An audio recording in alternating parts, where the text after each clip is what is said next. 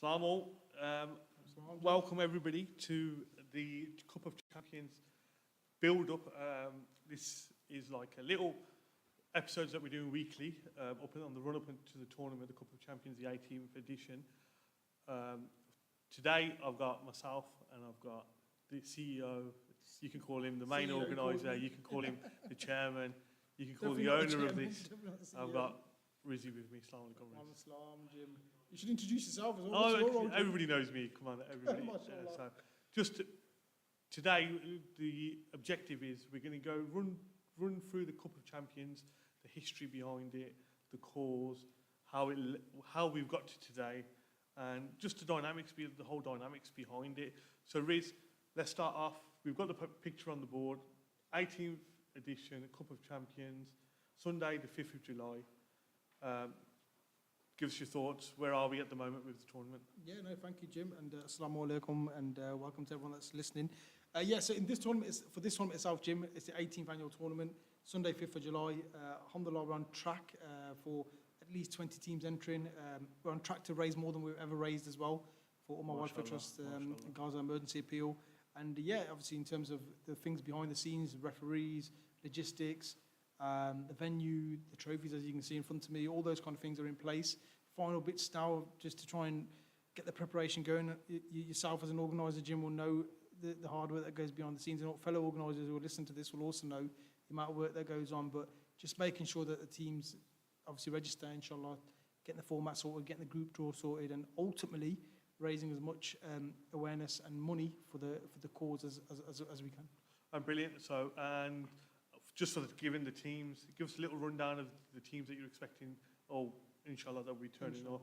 Because I know we've got just give us a rundown of a few of the regulars that will be participating this year. No, thank you, Jim. So, obviously, things can change, and inshallah, they won't change. But the teams that we are expecting, as per the last couple of years, and generally, obviously, the commitment from these guys has been amazing. But obviously, Barcelona, Cov, Arib Khan in Sparky United, you've got Brothers in Arms, you've got Hillside, who else we've got? We've got London APSA, inshallah, amazing team as well.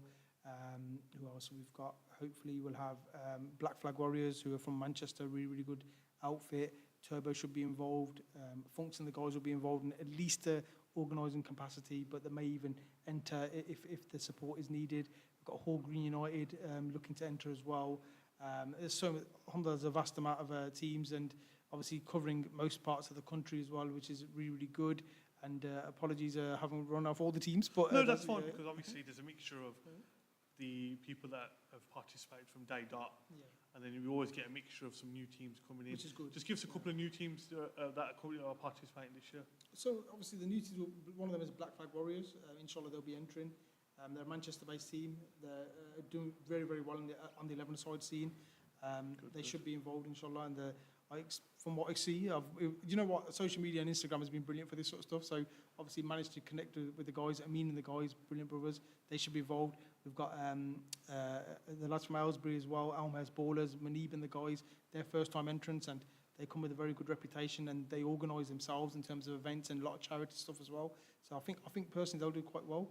Obviously the APSA boys, Hafiz and the boys, they're very, very good guys, but they've entered before, so not new as such, but they're still relatively new entrants. But I appreciate their amazing support. Then we've got Wes and the guys from PMG expected to be involved, past moving green down in Nottingham who attended last year. So expect them to be involved. And there has been interest. These guys are not confirmed yet, and because obviously we've got a reservation list, but there has been interest from teams in Dewsbury. There's been interest from teams in Wales, but I don't know if they're gonna enter, and we might be full at that point anyway. But let's see, inshallah. We're expecting. It's not all about the football, but we're expecting a good football Sunday. Okay, so you've touched on teams coming from all over, up and down the country. How have you managed to engage teams from up and down the country to participate in this tournament throughout the years? No, alhamdulillah, that's a good question. Thank you, Jim. So, firstly, it's been word of mouth, I think. So other teams have really spoken about the tournament in a good light, which is alhamdulillah brilliant. And equally, obviously, when we, as you know, Jim, because you started off with us, when we started off, I'm not big on social media, but we use social media as much as we can. Sham and the guys with his promotion, Fisa with his marketing stuff that he does in the background for us, really pushed it out.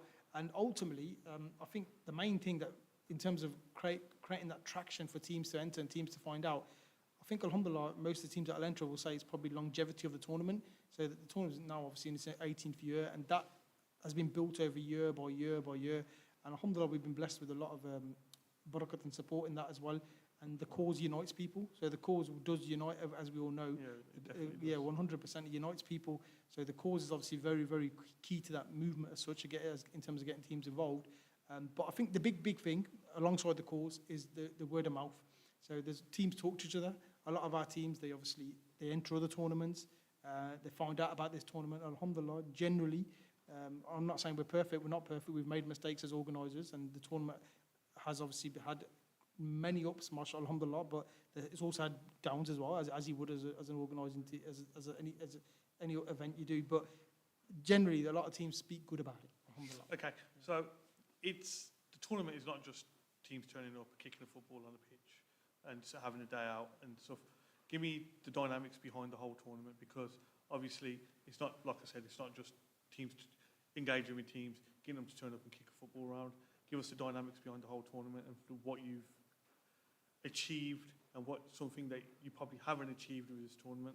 No, it's a good question again, Jim. So when you say dynamics, you mean like the things what goes on behind the scenes? Because obviously, a lot of people, for some people, they just look at it, they pay their entrance fee, they turn up, they kick a ball, they go home, they say they've donated money to charity, the funds have gone to charity, their fees have gone to charity, but there's a lot more to it than that. Yeah, no, it's a very, very good question, Jim. And yeah, there is a lot of work that goes on in the background. So yeah, as I mentioned at the start, you have to get things in place early. And if you remember, Jim, you might not remember, or you might do, but if you remember when we come out that Chapel League match in 2008, I think it was. Do you remember in the back of the car? Rushdi's car. Okay. It was me, you, Rushdie, and Yasser, and we were talking about we come out the Chapel League match, and we were just talking about organising a tournament, and it started from there. And we were saying we want to do it for Palestine and Gaza, because at the time I was 21. I think you might have been 23 at the time. Yeah, so like, Jim, do you know what I mean? So quite a long time ago. Yeah, it's a long time, and we were just young. Rushdie's a few years older than us.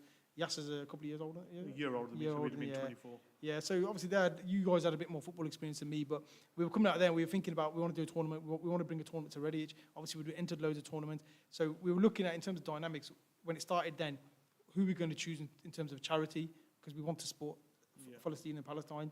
How are we going to get so many teams? Because we had, if you remember, Jim, we had like the plan of getting 18 teams. Yeah. I remember, if you might not remember this, but I sat outside your house and we would look at the format. Do you remember that? Do you remember that? Yeah. Mad things about memories, trust me. Absolutely. I was outside your house and I was saying to Jim, we've got 3 pitches, we've got 18 teams. How do I split this? Remember that? Yeah. And that was when it was 18 teams back then, because we had 3 pitches at Batchley. But it was about looking at where we're going to get those teams from. And there's a couple of things I'll mention in a moment around that. But venue, and at the time it was sand-based pitches, as you know. But we had great support from Redditch Cricket Club, thanks to the likes of Jabba and other people that were involved. I think Axel might even had an input in that as well. But Redditch Cricket Club were absolutely amazing, because they lent us that sand-based pitch, which we look back now and people never play in sand now, would they? Do you know what I mean? They wouldn't even. They'll turn their nose up at you, basically. Absolutely. And we were, even then at the time, when slowly, I think after 4 or 5 years, 4G and 3G pitches were coming in, we were still playing on sand. We were playing on sand up to 2017, I think, Jim, 2016. So obviously, you won it on sand, do you know what I mean, Jim? Trinity. Exactly. And at that point, there's 3G and 4G pitches. And a lot of the feedback was, I'll get a nice venue. But anyway, the point was, we had to get a venue sorted, and they gave us that venue. They gave us that venue for free, if you remember, Jim.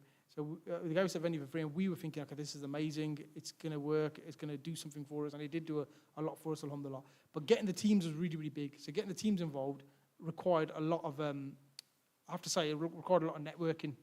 So you have to be able to network to a degree. So we did that through going to other tournaments. Okay. So alhamdulillah, we had a decent success in a lot of good tournaments as well across the Midlands and across the country. But it was networking, it was talking to the teams, and I have to give a massive shout out to the guys at the likes of the Shapler League in Birmingham, because one of the first things that I did was contact them, and because obviously we were in Redditch, I knew that we were probably going to attract Midlands teams initially. Okay. I knew that we were going to attract Midlands teams. Demographically, there's obviously a lot of Muslims in the West Midlands area. The cause appeals to everyone, but it does appeal to Muslims, as we know. So I thought to myself, I've got to contact the Shapler League. So I contacted the Shapler League, and they were absolutely amazing. We hadn't entered the league by then, Jim. So you remember Nad when he entered the league? He entered the league a year or two after that, I think. But that we hadn't entered the league, so they didn't really know who I was. Do you know what I mean? Like, they didn't have to help me. This is all done in emails, basically. But they actually put it out in one of their committee meetings to all the teams in the Shapler. And that was one of the big things that opened it up, because everyone then knew about it in that forum as such. But I think the big thing was going to other tournaments as well and talking to teams at the tournaments. And of course, we are raising for the cause, but there was a lot of competitive rivalry back then, as you know, Jim. Yeah, definitely, 100%. So give us the rundown, the history of the tournament. Obviously, we're now approaching the 18th year. There must have been a point at some point where you thought, do you know what, this is probably getting a bit too much for me. Some part may have taken like over your personal life and stuff. Did you ever think at some point, well, I'm going to stop now? Yeah. Because I know for a fact you can admit you've had frustrations in the past with it. Like, you know what I mean? It's not because you didn't want to do it, you wanted to do it, but then sometimes it takes over, you know what I mean? And you've got other stuff going on. And then to get to 18 years is a big thing. But there must have been at some point where you thought, do you know what, I'm not going to do it next year. Yeah, no, 100% there was, and you probably remember, and the guys listening to this will probably laugh. Like, I think from year 2 or year 3, I was saying, that's it, we're going to call it a day, we're going to call it a day. But I think really, after the 10th annual tournament, which Sparky United, Reeb Khan's team won, which we did in Birmingham, at that point, I had a break. We had a break, if you remember, Jim. Yeah. We had a break for a year, because it was like, it is, even now, as I got older, it's still very, takes a lot out of it. It's quite intense, the tournament is. Okay. And as everyone here, we've obviously got Assam here. Do you feel, sorry, I don't mean to interrupt you, but do you feel like that's because you want this year to be better than the last? Of course, 100%. You want every year to be better than the previous year. You want to raise more, you want to see more people involved, you want to see more diversity, more interest and attention in the cause and the tournament. Of course, you want that as an organiser. So your standards, not saying we're at a high standard, but we'd like to try and better it all the time, or keep it at that sort of standard high. Alhamdulillah, because it's got a good reputation, and it's become a little bit of a movement, hasn't it? Do you know what I mean? Yeah, alhamdulillah. Because if you look at it, it's attracted, like, from the people that I know personally. You look at some of the people that have turned up to this tournament, they're like Saturday football players, they're playing at a high level. You look at Oren Pendley, Robbie Bunn, Aram Solomon. Robbie and Aram are basically doing really well for Redditch at the moment. They got Oren, there's been, who else is there? There's been quite a lot of players that have turned up and played in it, so it has attracted like high-level football players. 100%. You bought a team of high-level footballers yourself in 2016, so fair play to you. But on that note, it absolutely has. If you look at some of the guys, Wassa, for example, who won player of the tournament last year, Barcelona Bilbao, he's just signed for Hyde United. I've seen that on Instagram. He's playing at a good level. You remember Brillia Rodriguez, who was ex-Schalke and ex-Borussia Dortmund. He's in the MLS. I think he is in the MLS. He's in the MLS. I can't remember what team he's with, but he's in the MLS. And FC Peterborough bought him, and they're a brilliant team. They've just been promoted to Step 5, Zayed and the boys. So in terms of standard, it has, alhamdulillah, we have seen some very good footballers. If you remember, Jim, we saw the Smiling International, captain. So I can't remember his name. He played for Halzone, didn't he? Yeah, he used to play for Halzone. Yeah, he played for Halzone. So he played. They had the goalkeeper played for Alf Choice. Remember him, Jim? Yeah. Who played for Hall Green. Yeah, had the other year he had the lad that plays up front, my mate's brother, who plays for Bromsgrove. I can't remember Luke Bembo. Absolutely. And you got to remember who Turbo brought in that 1 year as well. He brought obviously Izzy Zlatan, and he brought Kerr and the guys, obviously Sam Fitz. Sam Fitzgerald. Absolutely. He came 1 year. Yeah, absolutely. And then look at him now. Look at him now. He's on like Baller League, absolutely balling out. He got MVP last year. 100%. And obviously, look at the level that he's at now. 100%. Fair play to him, and he's a good lad as well. Fair play to him. Lovely lad, and he's done really, really well. So fair play. And then obviously you got the likes of Zia brought the Bam brothers, Musa and Zach Bam. There's another one that's playing the Baller League. So he's been playing there. These are just people that we should be remembering. Obviously, they've gone off my head, but when you think back to it, these are the people that have come to the tournament. 100%. Alhamdulillah. You look at Musa now; he's like playing for Ruckus. He's like rubbing shoulders at Idris Elba. You know what I mean? Absolutely, no. You know what? And I don't know how many people here watching us that watch Baller League, but did you see his goal last year when he chipped Peter Cech? Yeah, absolutely. No, brilliant. And again, that's credit to the teams and the captains and the managers, like people like Zia who can bring them out, people like obviously Bash and yourself and Turbo, who had all those connections, and Athletic Midlands lads, they've got all those connections. And all the teams, to be honest, there really is a really good standard of footballer. But I think, like I said, again, it's not me pointing this out as such, but I'm pointing it out. But if you think about the fact that FC Peterborough brought Bradilio Rodriguez, who's ex-Schalke and ex-Borussia Dortmund, and they're a brilliant team, but they got knocked out in the quarterfinals. So no, it's good. Now, okay then. So, tell us some of the frustrations that you had with the tournament. I think when you say frustrations, I think like if I look back, there's obviously been times where, obviously, and it's hard for teams, so it's not me criticising teams, but it's hard, like, sometimes when teams then tend to pull out and that sort of stuff, do you know what I mean? Like, that can be a little bit difficult to handle, especially when it's last minute, and we had that, obviously, over the last couple of years sometimes, and even in early years, but we had to adapt.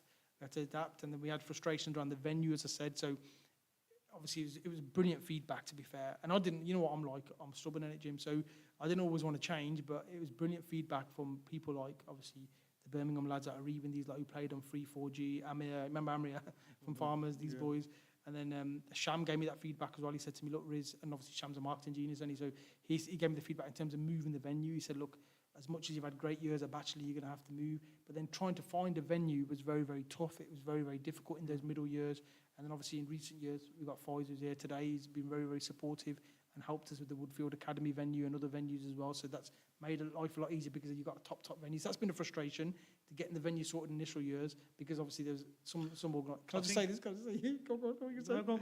I was going to say, because this is very, very, I'm sure other organisations listen to this, other organisers listening to this will have the same frustration. There's plenty of organisations who didn't want to host our tournament. We have to remember that. They didn't want to host our tournament, and we have to say that openly. What was the reasons behind it, though? Well, give me one reason. I don't have to elaborate too much, but tell me why. Give me a reason why. Do you know what? I can't, they never told me a reason why, but they just said, look, we can't do it, or we don't want. They said we don't want to do it. They never gave a reason. But one organisation, who I won't name because obviously they're not here to defend themselves, but they did price us out. Essentially, they priced us out. They said, look, you want it, you can have it. It's going to cost you over £1,000 for the day. And we're not going to pay over £1,000 for a day for a venue that. Let's be honest. I mean, we've got to raise money for charity. We can't be paying over £1,000. That's testament to yourself, though, isn't it? Because to walk away from that, because some people would think, well, hold up a minute, we ain't got a venue. They're saying they're going to charge £1,000. We're going to raise X amount. We'll just take £1,000 out and just use it on the venue. Yeah, I couldn't do that. Alhamdulillah. Because you know what it is, the venue, facilities are very important when you're organising a tournament. Very, very important. You've got to think of area. You've got to think of accessibility. You've got to think of car parking, all that sort of stuff. Obviously, how easy is it for teams to travel? And Redditch is not the easiest place to travel for some teams. Do you know what I mean? It is off the motorways, but 1,000,000%, I personally, as an organiser, and I know all of you guys, everyone behind the scenes here today as well, could never justify spending silly money on a venue or crazy money. Like, obviously, there's sometimes you have to pay a cost, which is fair enough, but anything ridiculous, like anything over a certain amount, especially when it's 4 figures, why would you do that when you're raising money for charity? Do you know what I mean? It's just mad. Yeah, you don't want to go over the top with it. But I think in previous years, we didn't have the facilities in Redditch, but now Redditch is blessed with, like, we've got, 3 or 4 4G pitches now? Absolutely. We've got obviously Woodfield, the one that we use is amazing. Trinity here today, that's an amazing pitch. But again, I've got to credit obviously Foyes and the guys at P&E Sports for all their help as well, because that's taken the tournament. And I'll talk to you about this in a moment, Jim. I'll ask you about this, but you can ask me. But I think the best tournament we've done in our 17 years, inshallah, obviously 18th year will be the best one, inshallah. Yeah. But I think the best tournament that we've ever done was 2022. That's what I think. We had 24 teams. Barcelona won it on the golden goal against Cov, but that was the first year we took to Woodfield. So that venue is massive, I think. Woodfield Academy. Credit to, as I said, Foyes. Just touch on the support the P&E have given you. P&E Sports, obviously, Dan and Dave. Yeah. For the people that don't know them, they're great individuals. They help us, no matter if it's football, cricket, no matter what. They are so supportive. But just touch on throughout the years the support that they've given you for this tournament. Oh, absolutely amazing support. Absolutely amazing. You literally, I can't say enough thanks to them. Basically, so anything in terms of like looking at booking friendlies, booking for cricket, as you know, Jim. Booking for this football tournament, they're always there to support, even down to the nitty-gritty. And obviously, again, Foyes is massively involved in this and influential. But even down to the nitty-gritty of me moaning, I do moan, me moaning about... We all know that. Yeah. We all know. Everyone knows that. I'm pretty certain everybody's had that experience with you. Yeah, from everything down to markers and everything, isn't it? But basically, going down to the nitty-gritty of things like goal nets, obviously, the things, the green around the pitch being cut, that sort of stuff, things that some organisers would probably let off. They'll be like, do you know what, it's not a massive... And in the grand scheme of things, it's not a big thing. In the grand scheme of things, not a big thing. But obviously, you know, I'm like, can be a bit over the top. But P&E is so patient with that. They understand why I would like goals to be in a certain condition.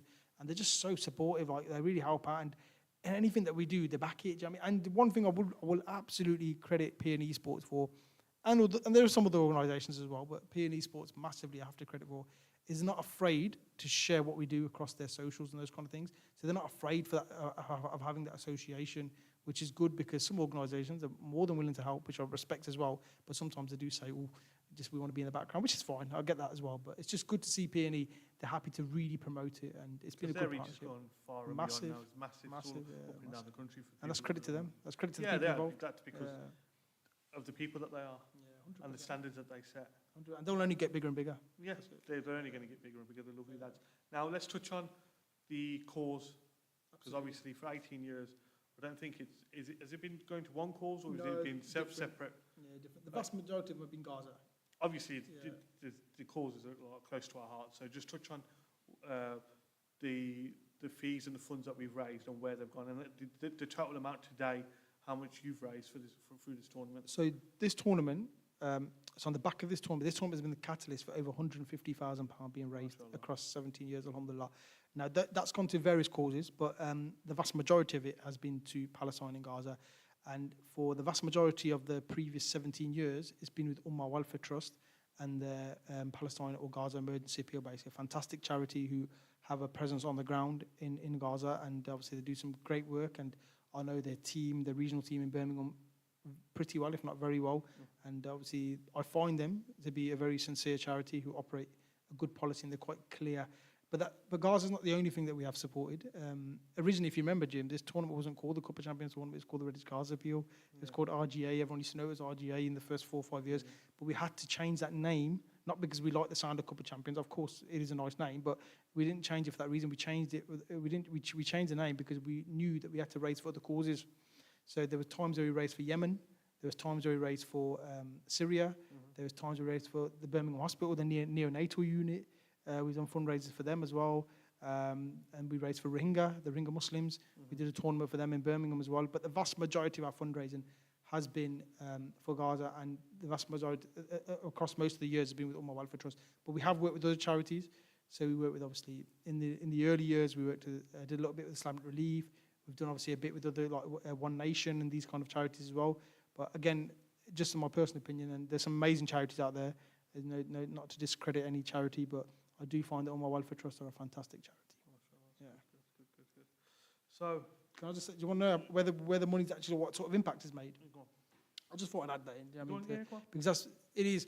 We love our football, but the most important thing is the cause, isn't it, Jim? Do you know what I mean? So 100% it is, obviously, like I said, and it's not just all about getting people together to come and kick a ball on the pitch.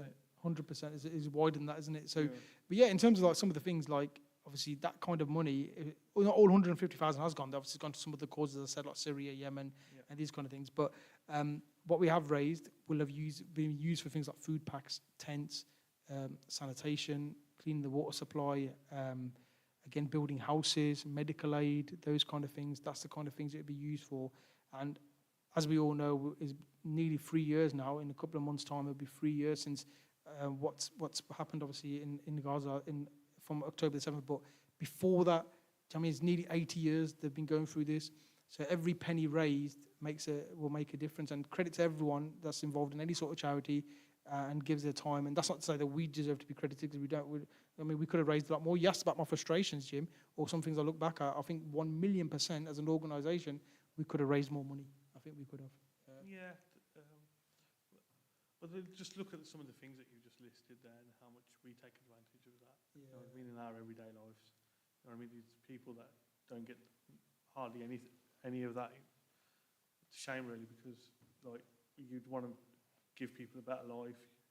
And you look at us and we look at things that we complain about, 100%. All the little silly things.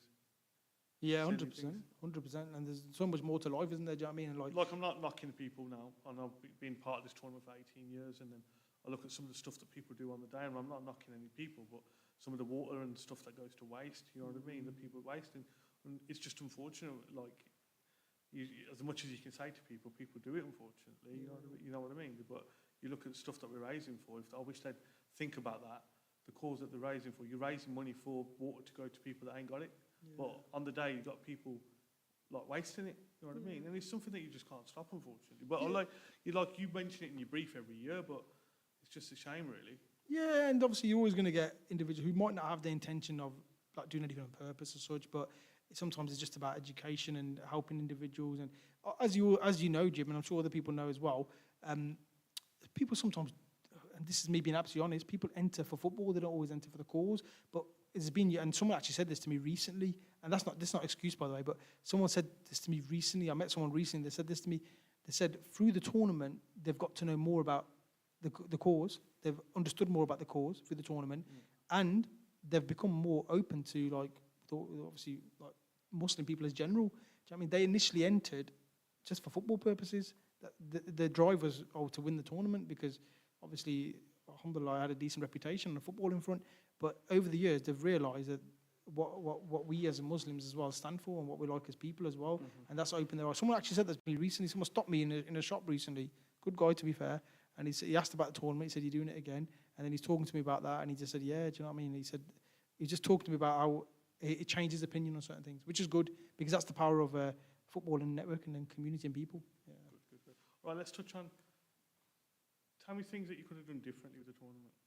Yeah, absolutely. There's loads of things when I look back and think, you know, I could have done this differently, could have done that differently. There's times where even myself as a person, I've been a bit blunt with people on the day and that sort of stuff. But I think that could have been better. But I think it's nothing personal, though. Oh, it's definitely not personal. But sometimes, you know, when you got stress on your head and when you're organising, sometimes you are a bit blunt. Well, me, sorry, I've been a bit blunt. But I think that could have been different. But I think in terms of an organising point of view, it would have been good to get. Again, look, we have got great diversity, so I can't say not the diversity, but it would have been good to have more diversity, I think, obviously, yeah. But alhamdulillah, we've had, that's not to say it's been bad, it's been very good, and it's got better over the years.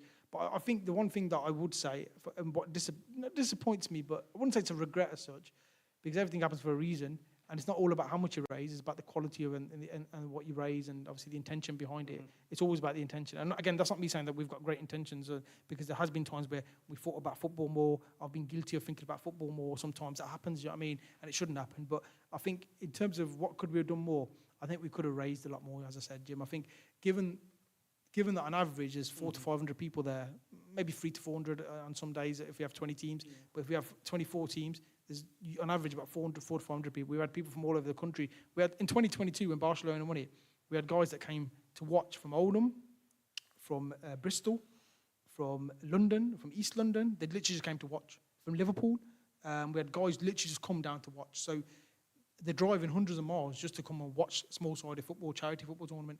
So I think with that sort of pull, we absolutely could have raised more. But again, do you think that's something that you could do, incorporate, where if you're going to come to watch, you should charge people to watch? Do you know what, with the money going to... Yeah, do you know, and I personally, it's a good question, but I personally wouldn't charge anyone to watch. That's my honest opinion.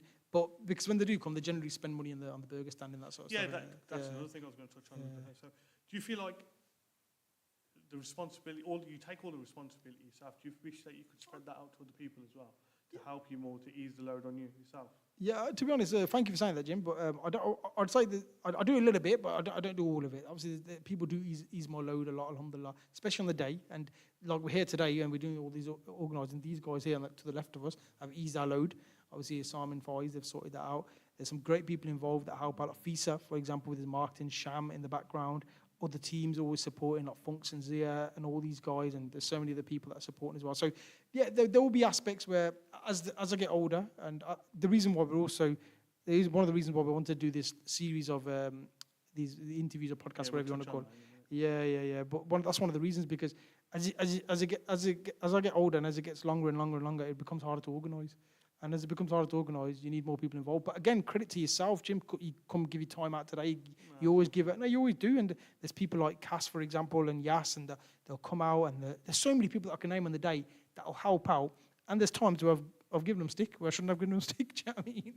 But they always let me off. Yeah, it's nothing personal. Nothing personal. But let me ask you one question before we move on to the pictures in the background on the screen. If somebody asked you and said, "What does this tournament mean to you?" Give it a meaning. What does it mean? Yeah, in one word, if I was to sum that up, or in a sentence. If somebody come up to you and said, "Rizzy, you've done the tournament for 18 years. It's your kind of baby. What does it mean to you?" Yeah, alhamdulillah. Thank you, Jim, but it's definitely not my baby, but it's our vision. But one thing that I like to take away from this tournament, and it's one word it's unity.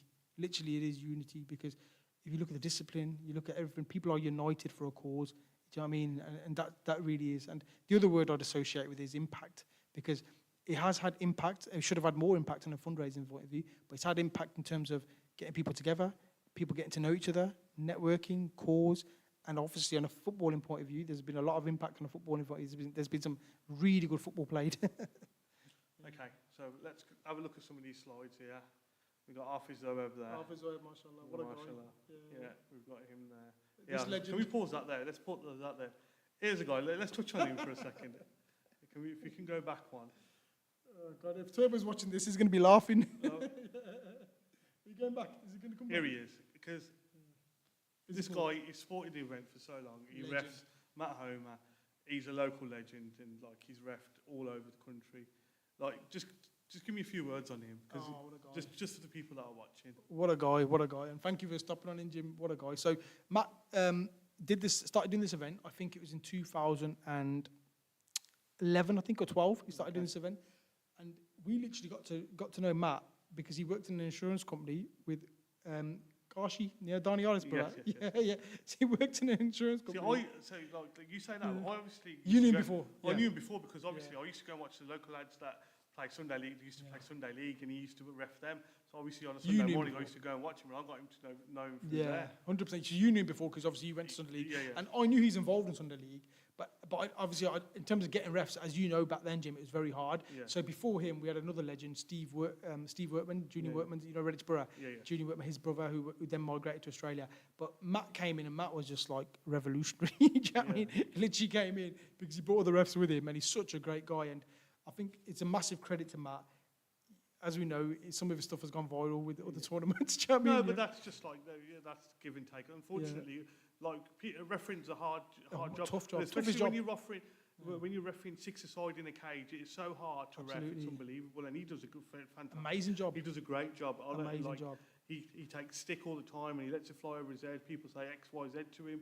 You know what I mean? He lets it fly over his head, and some of his responses are sharp. And if you say something to him, you expect a reply. Yeah, absolutely. No, well said, Jim. And he's a brilliant guy. Yeah, and he is. And no ref's perfect, but I think more so, like refs, as you know, Jim, they're really hard to get. Yeah. So the fact that these guys, like himself, Matt, and then Jason, and all the other guys, Mark Powell, obviously there's people that have been, like Rob Morrow is going to be here as well. These guys have been supporting for so long is credit to them massively. And they're just brilliant people. And do you know what, honestly, when I see that he's getting asked to ref or officiate at the tournament, it makes me really happy for him because he deserves it. And fair play to the organisers that have picked up his qualities and realised that he's a good ref. And there's organisers that are using him consistently and repeatedly. Using him. I know he's very close to Funks. I know he's very close to Turbo. And that's another testament to yourself, because it's not because they've got to know him through you.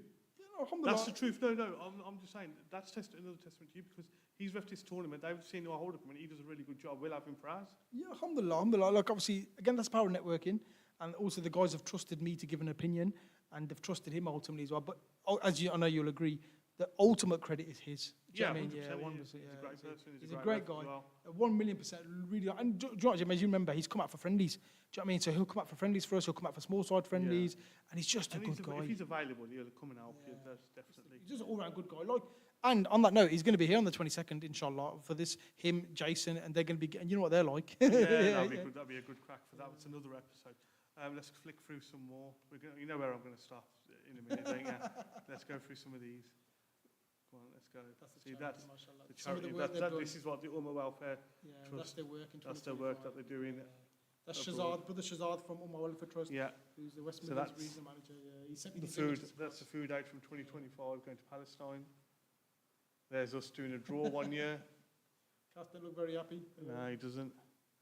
That's Saki from Worcester, and there's the security that we use. Windmill boxing, the boys, top guys. Yeah, lovely lads. Yeah, to be fair, here's a little just glimpse of some of the trophies that have been on offer in the previous years. This is Axel. This is for the Hamad Mukhtar. There's another legend, Imran from Hall Green. Yep. Rushdie with him at the Ramadan Cup. Yeah, we'll stop it there. Let's stop it this here. One, yeah? Yeah, we're going to stop it, yeah. We'll stop it on mine, mate, yeah. You definitely want to stop it. The player of the tournament. What a player he is. And do you know what? A lot of people come back and say to me, why has he never come back again? Yeah. Unfortunately, I'm going to ask you. I should ask him, but he's a family man now, and he spends all day playing for Redditch. But is he playing Redditch? Yeah, he plays for Redditch with Aaron. Robbie Bond. What a player he was. Brilliant He guy. lit that tournament up that year. Brilliant guy, and he fully deserved it. Really good guy as well, Jim. Yeah, Really to be good fair, guy. he should have won good top goal scorer that year as well. I know he missed Finished out by on one 6. goal. Yeah, he finished on 6, I think. He missed out by a couple, but he had 5, 6. so many chances in that final. It was unbelievable. He should have beat it, to be fair to him. No, it's brilliant to have obviously players of his level, and the whole team was very, very good as well. So, now credit to him because his dad turned up as well, didn't he, to watch, remember? No, that was yes. It's his dad, wasn't it? Yes, and then his brother was playing in goal for Yeah, him. his brother was in goal. He was a very good goalkeeper as yeah, well. so if that's what I we mean. flick through quickly, we'll just go. We'll But that was a fantastic team, and that's 2016, wasn't it, Jim? yeah, like I mean, Zia from Coventry says that's the best side that he's ever seen. There, I possibly on par with, would you say Barcelona? no. I only say about because of they won it. because they've won it 3 times, mate. You can't knock And a they've won team. it in such a short space of time. Yes, in a short space, the last 3 years, they've probably, what is it, 3 out of 4 years they've won or something, And they've been in the final. something silly like that. Is it 4 out of 4? They've been in the final. Yeah, there's a team on. That's Gunny Boy's team. Yeah, is that Gunny Boys? Gunny Yeah. Boy's team. They got to the final. Yeah, some more trophies on for offer for previous years. That's Shaman, K2 Wales lads. Yeah. Great guys. They got to the final in 2023. 2023. Is that the one where it was This is a Neil? brilliant final. Yeah. Yeah, that was a brilliant final. This one here. Do you remember this one? There's another lads. The local lads, I know, Yeah, the they? local lads. Yeah, local from lads, Redditch. yeah. Here we go. Here There, we we go. can stop it here now. Here we go. Look at it. You definitely want to stop it this way, Yeah, don't you, Jim? well, while I'm here, we're going to have to stop it in it. What was that, 2016. 2016, wasn't it? 2016. What a team we put together there. Do you know what? We only conceded 1 goal. Do you know who you conceded to? Who? Who did you concede to? It was the last. MKN? No, it wasn't. It was. You drew with MK in first game, didn't you? No. We beat everybody, but we conceded. No, we drew 1-1 with. MKN? No, it's the Polish guys. Oh, was it? Okay. The Polish guys from Redditch. Yeah, They I know you're scored on straight about- away against us, but we only conceded 1 goal. But do you know what? Do you know what the worst thing is about this fixture is? We ain't got the keeper in there, Robbie's brother. We ain't got Brendan in there because he's brilliant as well, he was yeah. he had Good to lad. rush off to work. Good, but- and do you know he went on to work for P&E Sports? yeah. Yeah, he went on to work for P&E Sports. But then you've got Josh Quainer there. He plays for Leamington at the moment. I don't know. Is if he at he's Leamington, there. is he? Because he went to Australia, didn't he? Yeah. He went to Australia. No, he didn't. Reese played for Blues in the Prem. Danny Byford's played a high level on Saturday. Rob Thompson-Brown. He was, his Jord. goal in that final, I think it was, wasn't it? Yeah. Brilliant goal, to be fair. But in that thing, I have to give full respect to Jordan Jones. Yeah. Because before he played before that with Sharky, if you remember in Sharky's team, Yeah. he played for Dave Phelan's team, Yeah. Abidal, I think it was, Yeah. and he's just a top lad. And Quainer, full respect to Quainer as well, because he came for previous years as well, didn't he? Yeah. And I know he got sent off in Yeah, 2011. he had a big few mishaps, but then he came. He made up he for did a it. brilliant job, to be fair. Yeah, no, but he came this year and he made up for things. But it was good. Good win. Some team that was. Now that you got it, can I? Well, you labelled us favourite. You labelled us favourite from wasn't day just that. me. It wasn't Trying to just stick me. the pressure on I have straight to. away. Lads, have we got time to ask him a couple of questions? I want to ask you a couple of questions on this Yeah, stage, go Jim. on. So, Jim, that was, I think, probably your 4th entry, maybe, into the tournament? Third, I think. Third or 4th, yeah? Yeah. So, what made you enter again? Do you know what? It was just off the cuff. Like, you know what I mean? We wanted to win it. We wanted the Fair Redditch play, I side to win it. respect that, Do you know what? We respect wanted the Redditch side to win it. Let's respect that. Because I know some of the Redditch sides previously have got close, Semis. had got close. And over the last few years, unfortunately, they haven't. But we wanted, it was only fitting that a Redditch team won it. And a lot of them all are Redditch lads, to be fair to them. No, fair play. And what did it take for you, and I think Cass might have helped you as well? to No, get all it these was Cass, was the brains behind it as well, so it was just me and Cass. But we had issues because we couldn't get a keeper. Brendan had work that day, and we couldn't get a keeper. We had, well, I'm sure you won't mind me saying it, Orrin let us down on the Thursday before because his uncles roped him in to play for them. No, but he was going to play loyal for to us. And then on Saturday, we didn't have a full team. And then I messaged Josh Quainer, and I said to him, I said, look, mate, and I think it was RTB as well, and I said, listen, lads, we need a player. We need somebody to play. And then they went and got Reese, and then Reese, if you look at his background, unfortunately, due to his knees, I think he had to give up, but he's played in the Premier League, yes. fair play He to played him. for Birmingham City. No, but credit to yourself and Cass for bringing such a top quality team. But it was good. It was good that obviously to have that level of player involved. Yeah, as well. yeah. And I think, And the team that you beat, Cov. yeah. This is what, obviously Huru Motors team that was, Yeah, Team yeah. Orange, yeah. And I think Zia mentioned this as well. They reckon that team would have won any other tournament. Yeah. Imran says it to me all the time. Imran is it. No, it was not Zia, sorry. Imran says it to me. Imran said that's the best team he's ever played against. Yeah, Because he said, he played Arun's team, didn't he? yeah, no, because he played, didn't he, in the Yeah, he played final in that team, against them, and he turned around and said to me, he said, look, we couldn't get the ball off them. Literally, we couldn't get the ball off them. But that's just testament to them. But then if you go through that team, obviously they're all Saturday players or have been Saturday players. You know what I mean? George was in the schoolboys, wasn't he? Yeah. Was he? And he was that kid in the stand. They've been to clubs up and down. You know what, the good lads, and credit to them. And I have to say, massive. Yeah, they did, because I'm not just saying it because it's my team. And because of the way that they're playing and holding on to the ball, they got kicked a lot, and none of them complained. You know what I mean? Yeah, they didn't complain. They didn't complain at all. They just got on with it, because unfortunately, if you're at a higher level than somebody, unfortunately, you have to expect that. No, but I'm not just saying that. They did get kicked around quite a lot, because I think 2 of them showed me their knees and legs after the tournament finished, and they had cuts and bruises all over them, because I remember on the night we went for food, and I think Robbie came. I'm sure I've got a picture of it on my phone. We all went out for food. We went to get dessert, and Robbie came with us, and Robbie pulled up his and he showed me his knees and and he had bruises and cuts and that, but not once. You were there. He didn't moan once. Yeah, I can remember, I won't name the teams because I love them guys as well. In the semi-final or quarter-final, maybe. Quarter-final, somebody got sent off against them for kicking them. But yeah, look, obviously it happens sometimes in football. Yeah, but anyone listen to this, generally is very clean. Yeah, tournaments. No, it is, obviously. But it happens, doesn't it? Football's a contact sport. It's going to happen. And the discipline in the tournament has been good overall. Yeah, definitely. 100%. But again, I'm not being funny. I can't remember the last time I've seen people kick off for anything. No, obviously, there's been a few little arguments, so there always is in the football tournaments, but I haven't seen nothing like what I've seen at other people's tournaments. No, thank you, Jim. And I think the last red card we had was 2014, so alhamdulillah. And that's credit to the teams and credit to the ref as well. So hopefully we can continue that. Okay. Now, we're going to have to wrap up, but obviously good this talking is to just you. the first episode in the build-up. Give us a rundown of who we're expecting, because I know this is going on for the next 4 weeks? 4 weeks now. It's after 4 weeks after I think there'll be 5 sessions, because there's 1 week with 2 sessions basically. So, okay. You want to know the lineup? Give us the lineup. The lineup. So people watching, Yeah, who to expect to. And there might be what I'm about to say. There might be some additions to the lineup. Okay. Obviously, we'll be asking for Reddit's guys for their input. That's the first thing across the weeks. But on the first next week, it will be. Sorry, not the first one. In the 8th next week, it will be Kickology. So Ash and Easton, the guys at Kickology, who are doing some amazing work, upcoming young organisers as well. I can't even say they're upcoming now, they're established. Do you know what I mean? So they're doing some amazing work. So I felt as a fellow organiser and new by the way, they're entering this year as well. So Kickology are entering. So I felt as a new organiser, it'd be good to have them involved and talk about their side and their opinions, basically. So that's them. On the 10th, because they're coming back from holiday, so we have to do the 10th on the Wednesday, is Zia and Omar. Funks will be here, obviously the legends. So Zia from obviously Cov Athletic, who we all know. Omar Khan from Hillside. Cov and Hillside, literally neighbours. So derby match. And then obviously Funks, and then Turbo may be joining that one as well. So they'll be invited. And then Siraj, hopefully from Birmingham United, BU. Now, some of you might follow BU. You probably know what BU are about. They're doing some amazing work. So hopefully Siraj will be here to talk about BU's work as well. Because as you said, Jim, the tournament goes wider than just football. Do you know what I mean? And then on the 15th, which is the following Monday, it will be, I believe it's Faisal Zeb and the Worcester lads, Worcester Palestine. Amazing guys, as you know, guys that we've got a long-standing relationship with. And obviously, hopefully, Mams Rahman will be joining him, maybe Sahil as well. And they're the 2010 winners in probably one of the best finals we've seen. So hopefully, they'll be able to give their opinions. And then the week after that, 22nd, we've got Matt, Jason and Rob. Yeah. And that week, you've definitely got to be here, Jim. Yeah. So that'd be good to have them. And as a referee's point of view, just to give their opinion, because they're brilliant. As you said, they're brilliant. And then 29th, the week after, which would be the week before the tournament, inshallah, it will be Arib Khan, Sparky United, who are, I believe, they're joint second highest winners. Obviously, they've won it twice.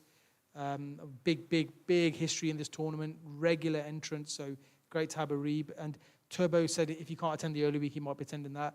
Imran from Hall Green United, again, our former winners of 2017, organised the Ramadan Cup. So a lot of individuals that organise, and there'll probably be other individuals that hopefully we can get involved, but a lot of other individuals that organise teams, organise tournaments.